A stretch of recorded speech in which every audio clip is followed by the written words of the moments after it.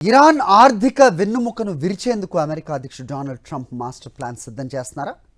Iran చమురు ఎగుమతులకు గుండెకాయ వంటి ఖర్గ్ ఐలాండ్ ఇప్పుడు అమెరికా ఇజ్రాయెల్ యుద్ధంలో కీలక మలుపుగా మారిందా? ఒక మాట చెబితే చాలు అక్కడ పైప్లన్నీ కూడా గాల్లో కలిసిపోతాయంటూ ట్రంప్ చేసిన హెచ్చరికలు ఇప్పుడు ప్రపంచ దేశాలను కలవరపెడుతున్నాయి. అగ్రరాజ్యం వ్యూహం ఏంటి? దీనివల్ల ప్రజలపై పడే భారం ఎంత? సాక్షి స్పెషల్ స్టోరీలో చూద్దాం. పర్షియన్ గల్ఫ్ ఉత్తర భాగంలో ఉన్న ఒక చిన్న ద్వీపం ఖర్గ్ ఐలాండ్. ఇరాన్ దేశపు మకుటంగా ట్రంప్ అభివర్ణించే ఈ ద్వీపం నుండే ఆ దేశపు 90% ముడి చమురు ఎగుమతులు జరుగుతాయి. గత వారమే ఇక్కడి సైనిక స్థావరాలపై అమెరికా బాంబుల వర్షం కురిపించింది.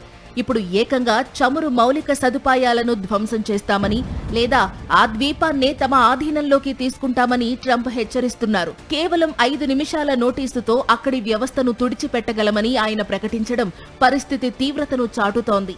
అయితే ఈ వ్యూహం వెనుక భారీ రిస్క్ కూడా పొంచి ఉంది. ఇప్పటికే అంతర్జాతీయ మార్కెట్లో చమురు ధరలు బ్యారెల్కు $100 పైనే పలుకుతున్నాయి. ఒకవేళ ఖర్గ్ ఐలాండ్ పై దాడి జరిగితే ప్రపంచ మార్కెట్కు ఇరాన్ చమురు సరఫరా నిలిచిపోతుంది. దీనివల్ల చమురు ధరలు ఆకాశాన్ని తాకడమే కాకుండా ప్రపంచవ్యాప్తంగా పెను ఆర్థిక సంక్షోభానికి దారితీసే ప్రమాదం ఉందని నిపుణులు హెచ్చరిస్తున్నారు. మరోవైపు ఇరాన్ కూడా తక్కువ తినలేదు. ప్రపంచంలోని 5వ వంతు చమురు రవాణా అయ్యే స్ట్రెయిట్ ఆఫ్ హార్ముజ్ జలసంధి ఇరాన్ నియంత్రణలో ఉంది. ఒకవేళ అమెరికా ఖర్గ్ ఐలాండ్ ను స్వాధీనం చేసుకుంటే ఇరాన్ ఈ జలసంధిని మూసివేసే అవకాశం ఉంది.